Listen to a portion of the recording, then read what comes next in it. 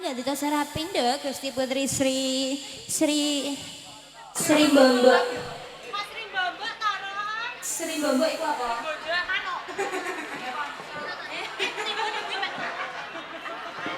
Iya. Wonten dawuh ndara. Lamun nyawang kalawan kadang Kang Mas Wirata. Ji. Buat Gusti ndara. Terus tindak lanjut ya. Anji. Nanging wonten sing lebih bagus meneh ndara. Dene sing sadurung ki bagus sangat. Putih. Iya pancen yen baguse padha. Lah nggih. Tegese jenengan seneng upami nyawang Denase Wiratmaya. Ora supaya atiku. Nggih. Katanya besok kamu dene salah siji kan. Nggih. Pengen banget jebles koyo dene Kang Mas Wirata. Kados Denase Wiratmaya. Oh Nanging kamu ya nggih. bisa lah. Bisa kasih bagian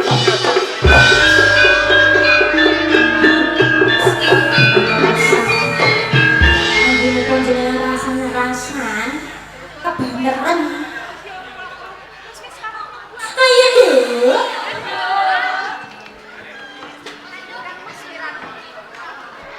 dia seribu. Ngertenono.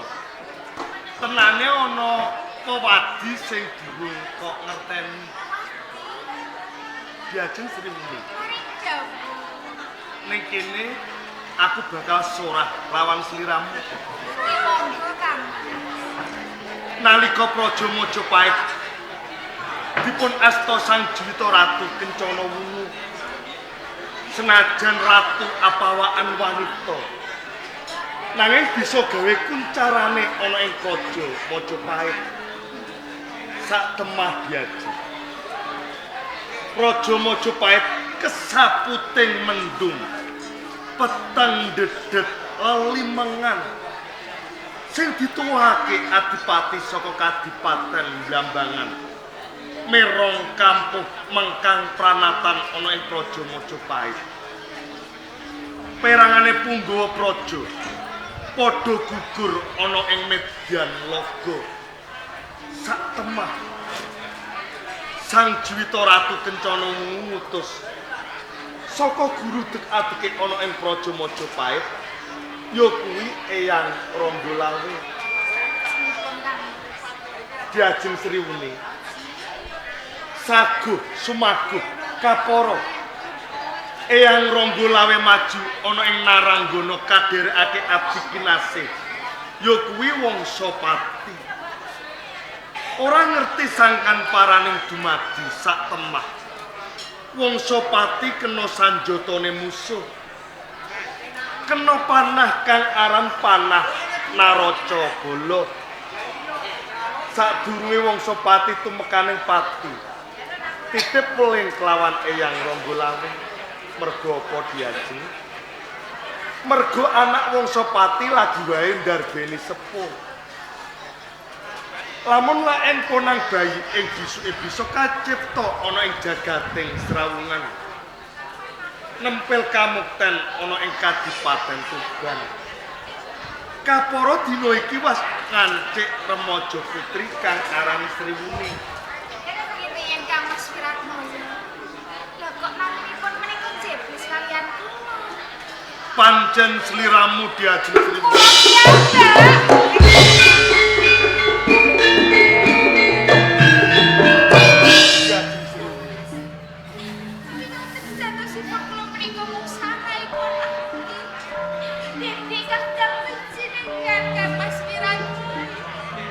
Sliramu aja cilik ing ati.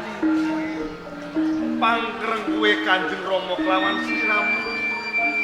Wis kaanggep pinangka putra ana ing Kadipaten Tuban. Nganti pun kadang menehi ngerti kelawan sliramu. Mergo apa? Saben-saben sliramu nderek pinangkil sowan ana ngersane Rama. Sambang lirik mripatku mung tak tujuke kelawan sliramu. cetane kapora suwe pun kakang nandur tresno kelawan sliramu Diajeng. Kula menika muksa anakipun abdi. Menapa boten badhe gedhen ing tembe Babar pisan ora ngertenono tresnaku kang tumanduk lawan sliramu kanthi tandesing batinku. Muga tresna sareng dumateng panjenengan Kangmas.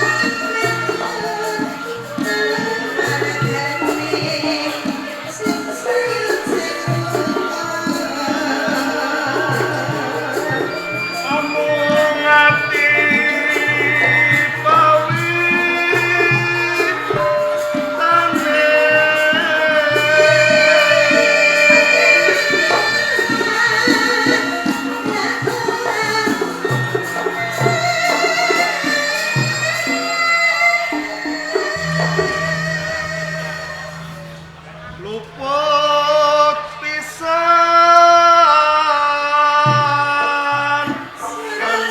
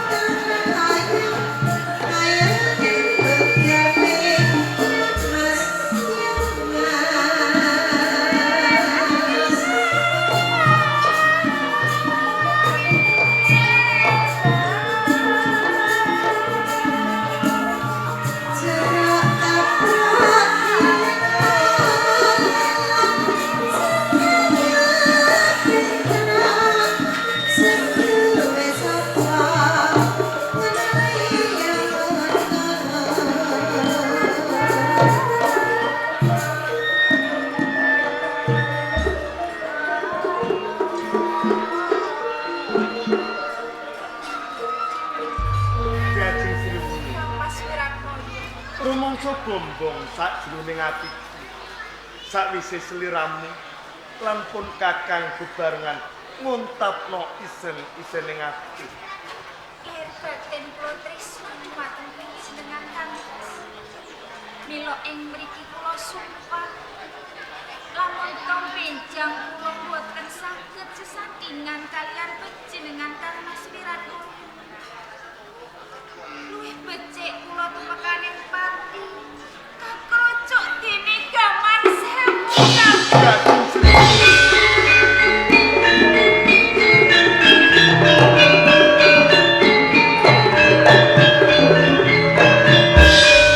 Pun kakang percaya gedhe rasa tresnamu kelawan pun kakang ngertenono Diajeng Sriwuning senek senan bumi lan langit lamun Wiratmaya ing bisuke ora kelakon sandingan kelawan Diajeng Sriwuning luwih becik tumekaning pati kakroyok perjurit sewu cacahe Diajeng.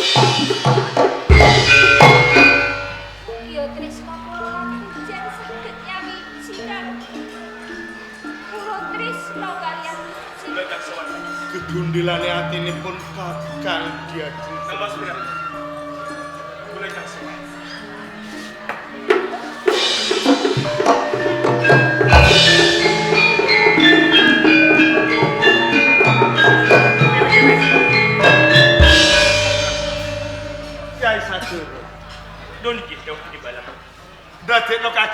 patinipun Kakang.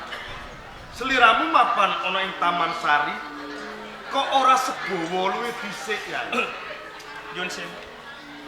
Monggo dipun ambali anggenipun Kang Mas Wiratmaya menika wawan pangan.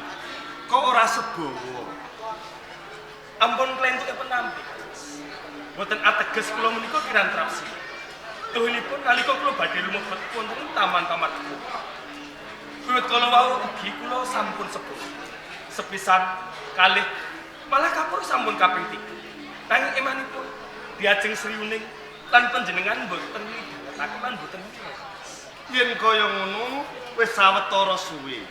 Sliramu mapan ana ing Taman Sari. Tuhunipun sampun sawetara wedas.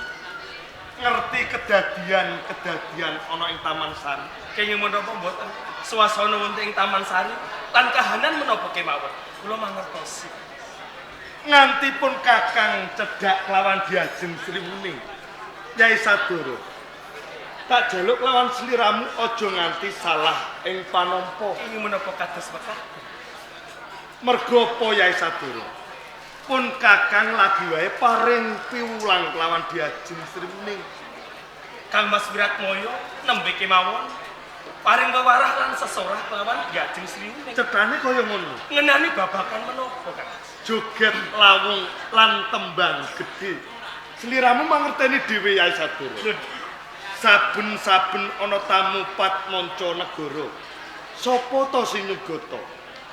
Mung diajeng Sri Uning. Mula kanthi kuwi pinangka satriya ana ing Kadipaten Tuban. Ora mung cukup ngelengake pun Kakang klebu sliramu. Rewang-rewanganipun Kakang anggone nggolo wentah kelawan diajeng Sri Uning. Kados napa dipun keparengaken kula badhe mawon pangandikan kalian diajeng. Kono-kono tak keparengake. Diajeng. Dawuh Kakang. Sakjroning sliramu diweni wewarah lan sesorah. Lawan kadangmu Kang Mas Wiratmaya ngenani joget lawung lan gedhe. Apa sekiranya prigelan wasih? Kawit prigelan pases menika kok dereng Mas. Mila kula suwun kangesan. Panjenengan uga kersa dumateng kula. Diajeng Sri Uning. Sliramu aja duweni rasa was lan sumerlang. Sauger mengko aku duweni kalodhangan. Sliramu uga bakal tak weni wewarah. Ora mligi joget lawung lan gedhe-gedhe. Jalaran sliramu putri ana ing Kadipaten Tuban. Kudu bisa kanggo tumuntan lan surutane para amung putri kang mapan ana ing Kadipaten Tuban. Tumindak sak pecah tembung sakemah. Aja nganti nggawe asor asmane Sudarma utawa Nyai Sadara. lho niki. Iki mau nglangke apa pancen ana widati. Kang Mas, ngantos kula kroyo-royo lumebet wonten ing Taman Pamarku. Tuhunipun ancas kula namung kepengin kepanggih kalian Kang Mas Wiratmaya. Jalaran wonten bab ingkang badhe kula unjuk. Lamun ana perkara magepokan kelawan pun Kakang. Bloko wae. Kang Mas, tuhunipun kula kautus kalian Kanjeng Rama Sira kapurih kepanggih Kang Mas Wiratmaya wigatosipun. Pedal menika ugi Kang Mas Wiratmaya kapiji sowan wonten ing ngersane Kanjeng. Mbok menawi wonten bab ingkang mangkenipun dipun dawuhaken mligi kagem Kang Mas Wiratmaya. Yo, aturmu bisa tak tampa Nyai Sadara. Lho niki. Dhisika laku sowan ana ngersane Rama, mengko pun Kakang bakal sumusul kelawan sliramu. Kados mekaten. Diajeng. Sliramu cukup katru ana ing Taman Pamarku. Jalaran kang kapiji sowan ngabiyantara ana ing ngersane Kanjeng Rama. Iki mung mligi kadangmu Kang Mas Wiratmaya. Mengko yen ana kalodhangan, yen sliramu kepengin sowan ana ing ngersane Kanjeng Rama bakal tak kanthi beban. Kang Mas, kula rantos wonten pendakian. Sing ati-ati Nyai Sadara. Niki. Jadi aku Diajeng Sri Uning. Sawetara sliramu lan pun Kakang bakal pepisahan. Pun Kakang bakal sowan ana ngersane Rama. Kaya ngono.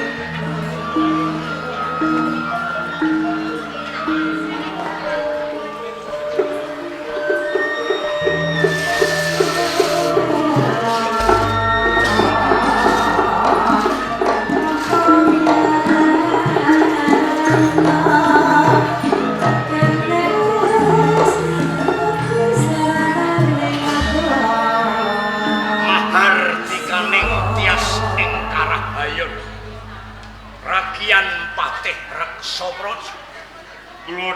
katimbalan. Wilujeng rawuhipun. Pikantuk berkah saha pangestu panjenengan. Kawis ing sambi kala sowan kula boten katalumpen namung sugeng pabuk kula ingkang ati. Tinampi dawa ing sesami tumuli dipun sekecakaken hanginipun lenggah. Yes, Jalaran kulunan dalem sampun samiya sibuk. Inggih Prameswari. Prameswari Sikados jumbuh kalawan wektu kang wis ditemtokake. Lamun ing ari kalenggan iki ingsun kepengin nganakake pasewakan Harpatan Agung reh dene Rakyan Patih Reksa Praja uga wis rawuh putramu Mas Kedaton Wiratmaya ya wis prapta sarta Pangeran Sadara ya wis tedhak. Tak suwun lamun pambukaning adicara mengko ana kalen tuning hanggonku pangandikan sliramu tak keparengake urun-urun rembug. Oh, ngaten incing istokaken dawuh, Kang. Sepeda malih Rakyan Patih Inggih dawuh. karna kulunan dalem sampun sebo dipun sekecak. Inggih istokaken. Anak Gungger Sadur Kula nggih dawuh timbalan. banget agunging panuwun jalaran ing wektu wari kalenggahan iki sliramu kinarya cucuk lampah prasasat ora tau tate kendel pendak kala mangsa tak utus Rama mung ngaturake gunging panuwun satu. Rama, sampun dados kewajibanku. Menawi kula tansah mituhureh perintah lan dawuhipun panjenengan jalaran, kula boten kepengenaken kaanggep minangka dados putra ingkang sampun mancai dawuh Sudarma. Yen ngono rampak ing ambal wacana ing Kadipaten Tuban ing mengkone sliramu uga tak suwun urun-urun rembug kang magepokan kalawan Kang Mas Wiratmaya Namung istokaken dawuh den sekecakake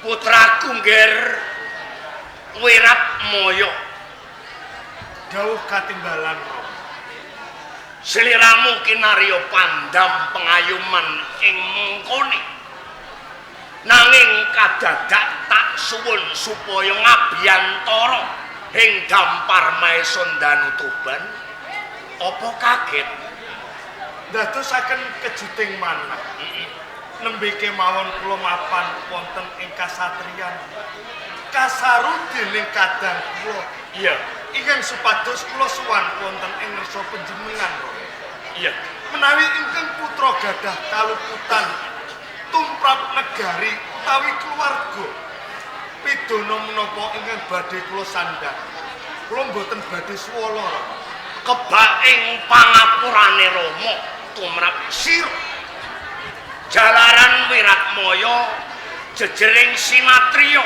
kang alus jatmika berbudi bawa leksana sarta bisa kanggo kaca brenggalane kabeh para sinatriya ing Tuban mung wae ana rong perkara sing perlu tak rembug kang magepokan kalawan sliramu Wiratmaya menawi tetela wonten perkawis magepokan dumateng kula iya monggo enggal-enggal Rama paring dawuh dumateng ingkang putra ngono nggih yen ngono pigatekno Rama atur pangapunten kados ngaten Rama Tuban iki mujudake negara kang panjang kunjung pasir wukir gemah ripah loh jinawi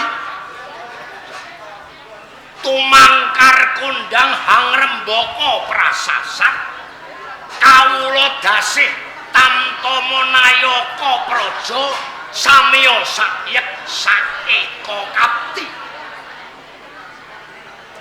Panyuwunku perkara iki lumintu lan dadi pracontoning para kadang adipati kang mengkoni ing wewengkon Majapahit. Mong wae mangkat jayaning Tuban jebul ora jumbuh kalawan yuswane Rama lan Ibu.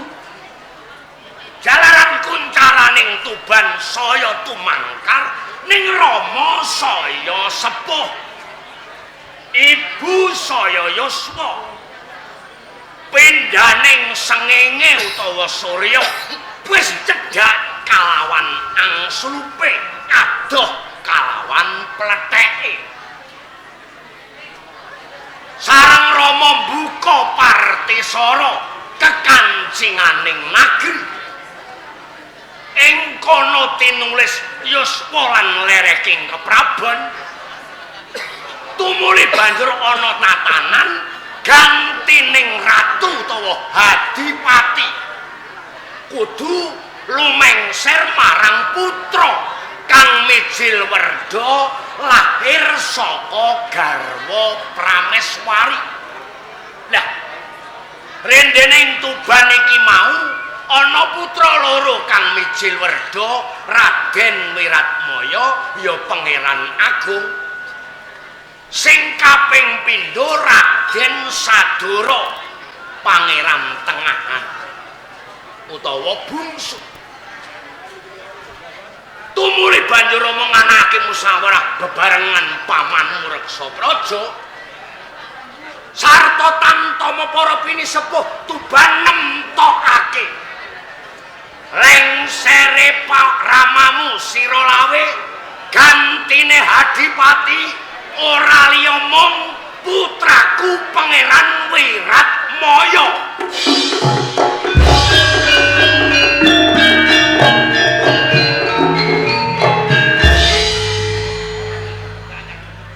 Sing kaping pindhone lir gumantining ratu ana tulisan wilanganing angka 8 nedhake marang sapa bisa dadi adipati lan ratu nglintir kawibawane ramane syarat siji kang kudu tinempuh yaiku mengkuringin kurung sakembaran tegese ana bapa raja lan ibu ratu reh ndene Wiratmaya isih lamban Rama ngersakake Wiratmaya daud karo wanita. Sareng ingkang putra midhangetaken sedaya pangandika panjenengan Rama. Iya. Saking pangeribawa panjenengan kelampah wonten ing Kadipaten Tuban Gemah Ripah Loh Jinawe Ketata Raharja. Kula nguwatosaken sanget saksampunipun kula nglintir kawibawan panjenengan boten saged damel kuncaraning wonten ing Kadipaten Tuban. Nanging Rama menawi sedaya kala wau sampun dipun petang saka guru tek adipun wonten ing Kadipaten Tuban. Mbok bilih kula kedah jumeneng adipati wonten ing Kadipaten Tuban. Kula namung sendika anglampahi. Sliramu saguh nggih. Ngaten. Ingkang angka kalihipun Rama. Perkawis wanita kula ngaturaken moko kemawon. Lire kaya ngopo? Babar pisan kula niki dereng nate srawung kalih wanita. Dereng wonten padian wanita wonten salebetipun manah. Oh ngono. Panjenengan Ning ngene nggih, kados pundi Rama?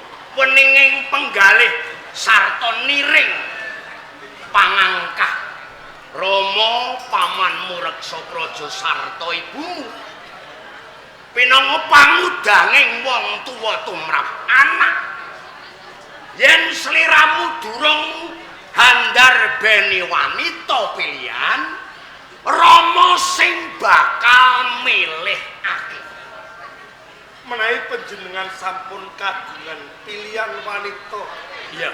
ingkang pantes lenggah jejer dumateng kula. Lajeng sinten, Rom? Yen mirsani saka sambang liriking netramu sarta keteking nadimu sayekti sliramu kuwi gadhahi wanita sing ora doh saka ing Kadipaten Tuban. Anteping Rama sliramu bakal tak dhaupake kalawan kadangmu pribadi. Ono maju telung pecah guayamu ketok seneng rak ya ngono to Menika leres Rama. pirsane kok Kang angger wanita ngendikane ora ngerti jebul bareng kula wadul sedulure dhewe caket trekalan trengginas ra ngoten piye Menawi pilihan wanita tasih kalebet kadang kula piyambak. iya Kula sendika nglampahi, Rom. saguh nglakoni rakyat Batis sadurung sedulurmu bakal jawab kalawan sedulurmu ayo rak ngono to Bu Menika Lajeng sinten wanita kala wau, Rom? wanita kuwi mau isih kadangmu dhewe sing bakal tak arakni Tejoli Jempono Ngaten. bakal tak pamerke kawuling Tuban Inji, pengen ngerti wanita sing pantes inji Rama. pidanganing kenya kang apepaes Nareswari iso ngembani kowe dadi prameswari ora liya kadangmu dhewe Kumala Retna putra ing Bojonegoro.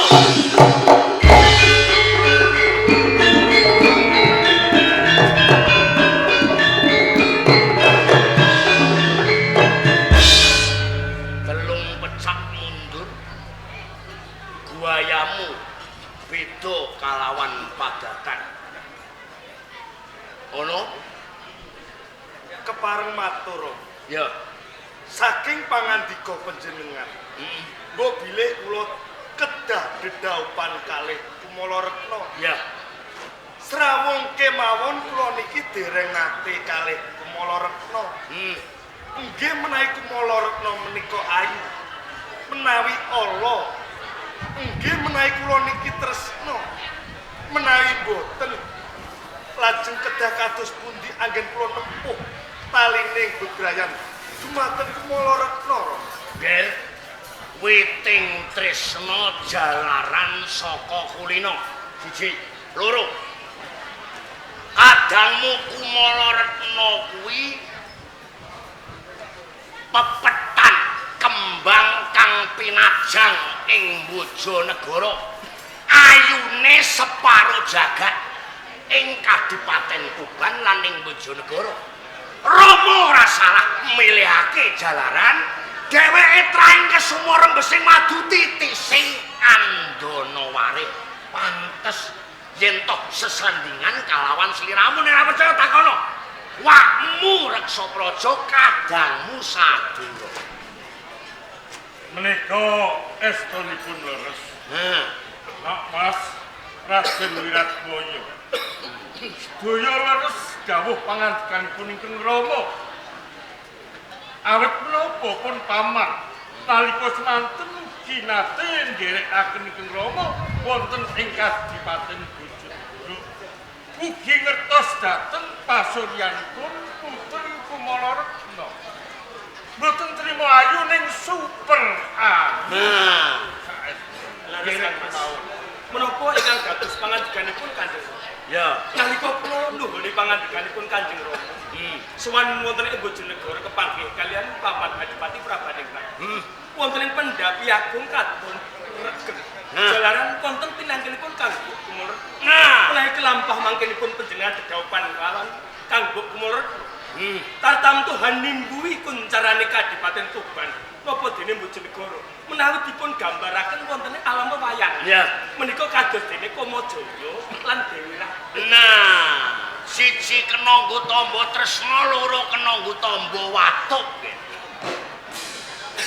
Sedaya ingkang tinangkil wonten ing pendhapi agung Ya, saged mastani Kumala Retna menika wanita ayu kang endah ing Sulistya. ya. Nanging dereng kinantenan ayu menggahipun kula Rama. Saged dipun wastani ayu menika mapanipun wonten ing ati wingko katon kencana menawi ati tresna. Kencana katon wingko menawi ati boten tresna. Mila kanthi menika Rama, kula suwun kanthi sanget dumateng panjenengan. Ampun meksa dumateng dados kula kedah dedhapan kalih Kumala Retna. Tegese Kula mboten sagah nglampahi. nampek Kumala Retna. Pangapunten ingkang kakang. Aku ngerti surataning kodrat. Aku iso nek mung atur wicara. Ngolahake tembung sing manuwara kaya sing tok karepake. Yen durung tau sawung lan tepung. Ning ngerti yo. Pamanmu, ramamu, ibumu tau tate nganakake surat prajanjen antaraning Tuban lan Bojonegoro. Bayi kang dilairake ibumu sarta bibimu lamun mijil jalu lan pawestri bakal tak jodohake. Iki kias tembung sumpahing ratu. Kenapa kenampik karo Rama? Apa sembulihmu tumrap Rama? Sedaya kala wau kangge perjanjen lan kangge katentreman lan kucaraning negari. Nanging monggo dipun penggalih kanthi tirtaning kawicaksanan. Nanging uga rasana yen nganti kok batal dedaupan pamamnu Sriati Bojonegoro perang marang Tuban sing dadi korbaning kawula mung merga rasamu nggon menampik rasakno wirat. Kula suwun kanthi sanget migatosaken dumateng ingkang putra Rama. Menawi kelampah kula dedaupan kalih Kumala Retna rinten dalu kula tansah nandhang siksa batin. Apa aku kudu wirang ning arane purba ning rakyat mati.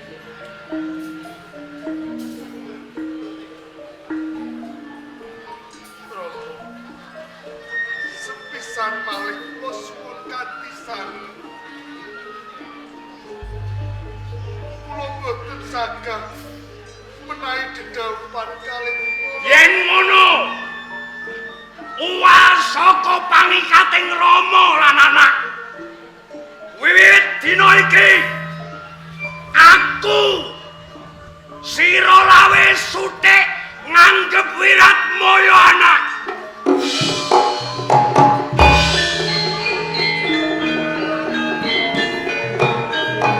Ping pindho tak anggep kowe susup sakjroning daging mungsuh sakjroning selimut. boten Ora ndarbeni kowe. Kowe apik, kowe apa jane?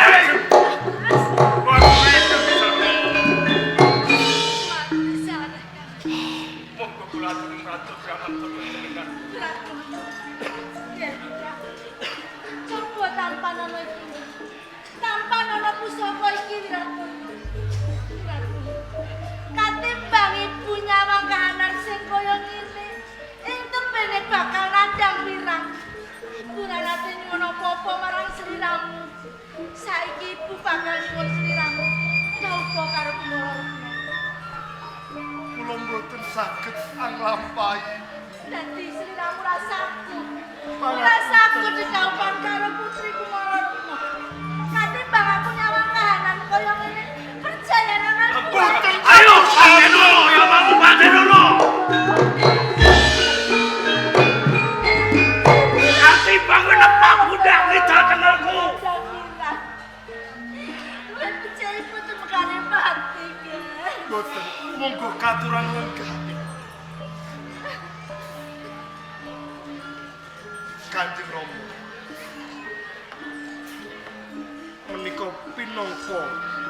saka panjenengan kula wangsulaken wonten ing asta panjenengan Rama.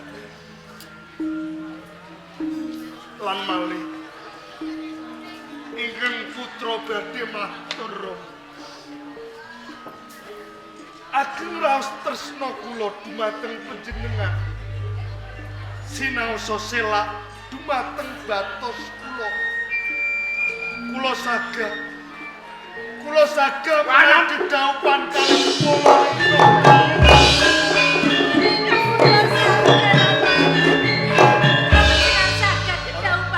Ingkang putra sampun kersa nyagahi. Kula saged nglampahi dedaupan. Daup karo Kumala Retna. Sikep lakon daup prameswa. Mergo tok dudul wis gelem daup. Gelem daup. Gerak mo. Paring dawuh. Pisan iki wae Rama gawe tatu ning ati. Rama ora kepengin gawe tatu ning ati. Sadurung Pun iki, ini balan. Kang Mas wis gelem daup. Rumah semeplung sak lebete manah kula sak sampunipun kula midhaket aku. Sedaya aturipun Kang Mas Wiratmoyo konjuk kersa panjenengan. Tangi nggih, tangi. Tangi pangudanging Rama. Sakwise kowe gelem daup kowe ngersakake apa? Mugi kemawon Rama dalah ibu pinangka dados paseksen. Nggih. Sasampunipun kula kelampahan dedaupan kalih Kumala Retna wonten tetembungan temanten sepasar bubar ampun utuh.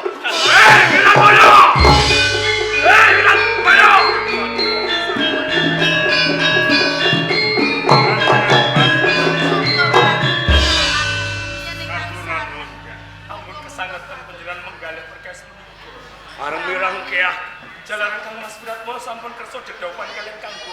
Sampun sanget-sanget anggen panjenengan menggalih babagan putra panjenengan. apa sumben kowe bakal kaya Kang Masmu.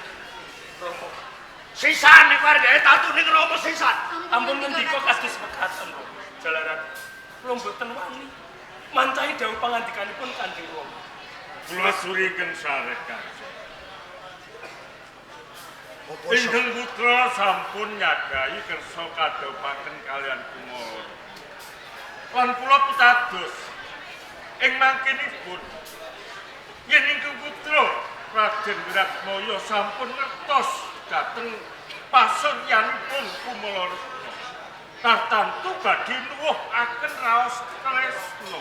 panjenengan yakin ta? Inggih, kula saged yakinaken. Menawi ngaten talanging gontolan basa talanging ngatur tembuing pinang penganten ing Bojonegoro ndika ingkang kedah lan kula piji dados talanging atur.